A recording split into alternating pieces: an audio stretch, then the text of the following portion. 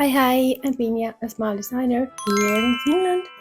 Welcome back to my channel. If you're new around here, welcome, tervetuloa.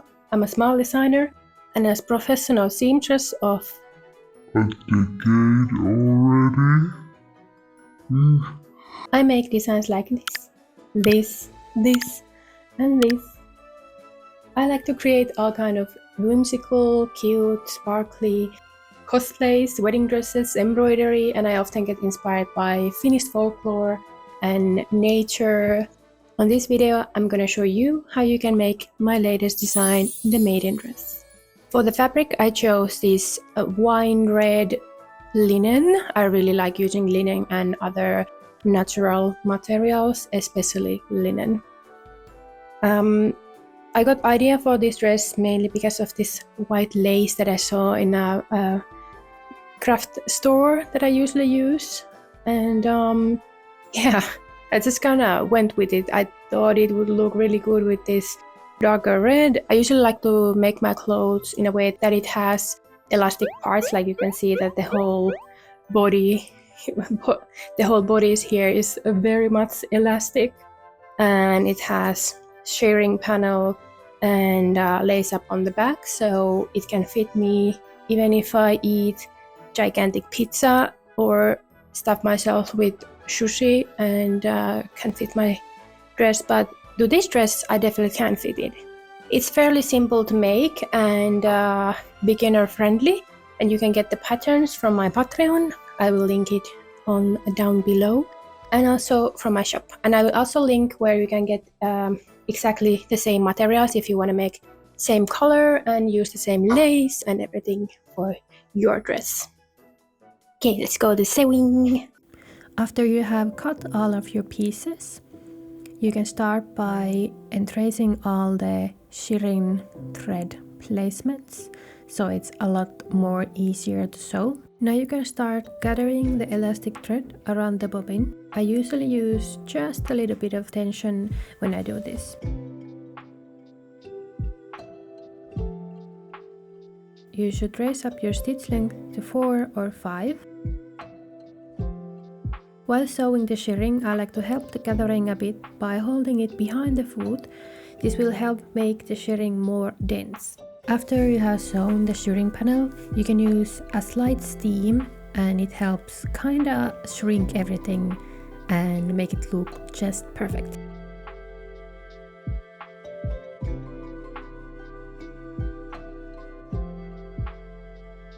I made loops for the ribbon by turning 4 cm wide piece 4 times and then top stitching it. Then I sew the loops and the shearing panel between the back waist panels and top stitch them too.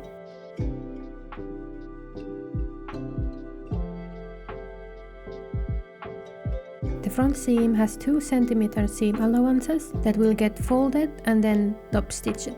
This will create clean and sturdy front. Okay, so now I have sewn the shearing panel on the back and all the tiny loops next to the shearing panel for the ribbon, and finished the remaining of the waist panel. And then I also made the upper part of the bodice, so the front seam, and there is like 2 cm of seam allowances that I turned and top stitched, so it's pretty. And this is like a small opening on the front, so this is where the ribbon and elastic will come in and out.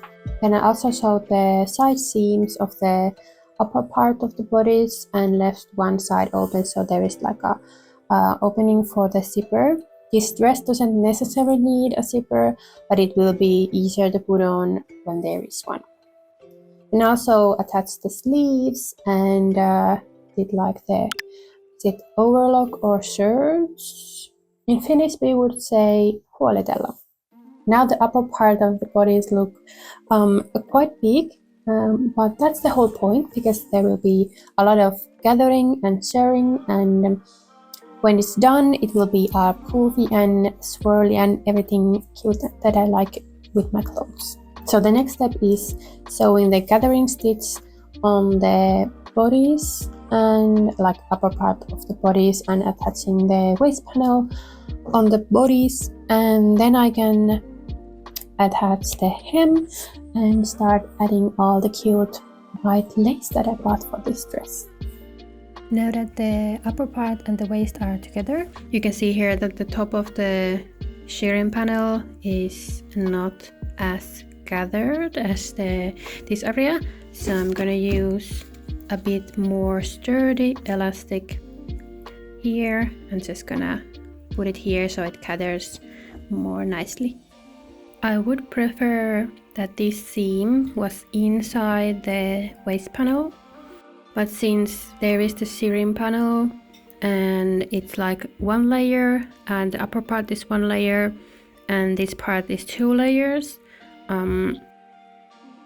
you cannot put this inside there because of the shearing panel, so it has to be like this. And I'm gonna top stitch it downward so it looks better. But if you would like to make it look a bit more professional or cleaner, you could put this inside, like between these two layers, but then you would need to leave out the shearing panel. And personally, I like having shearing panels on my dresses because I'm not the same size every day and every year, so my clothes fit me longer and better.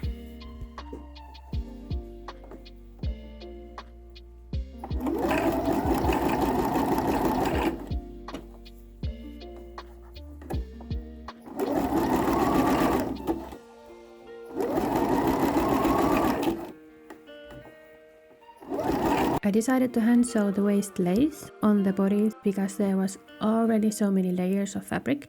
You can definitely do this by machine if you want, but I kind of like hand sewing all the tiny details on my dresses.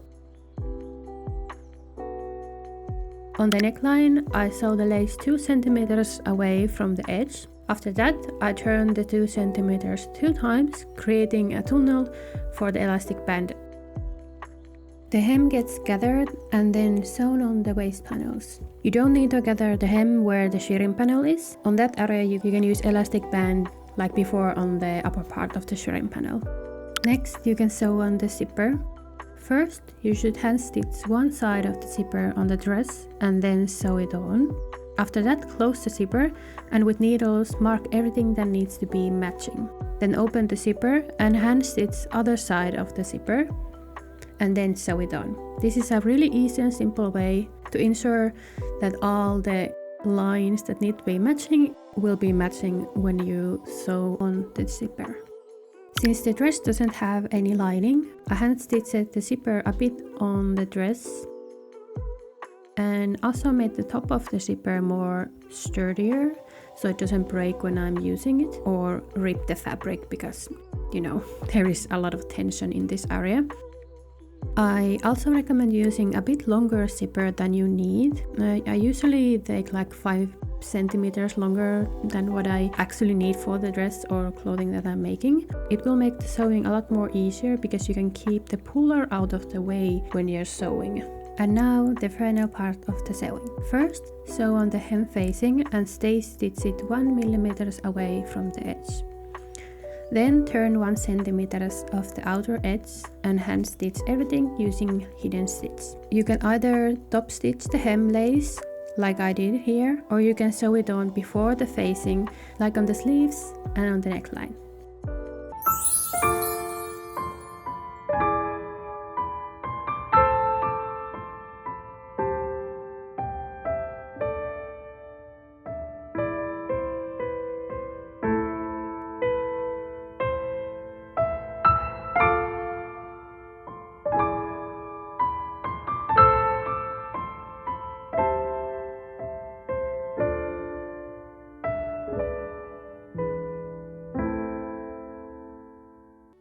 Okay, so I am extremely happy how this dress turned out. I think the color is absolutely perfect and the lace is perfect and the fit is perfect, and I think I look and feel very adorable and very almost historical or something. Also, when I was trying this on, I remembered a character that I kind of remind of at the moment. Just wait a second, I will show you. This character. See? You know the book One Dark Window? And in the cover picture, there is like a woman, the main character, Elspeth, is on the cover on a red dress and a dark brown long hair. And I feel like the book character. And also, even better part, if you haven't read the book, there is a woman, Elspeth, and she has a dark creature living in her mind. A very good book. I have been really much enjoying. But the best part, just wait another second. I will show you. I have my own dark creature. His name is Link. Say hello, Link.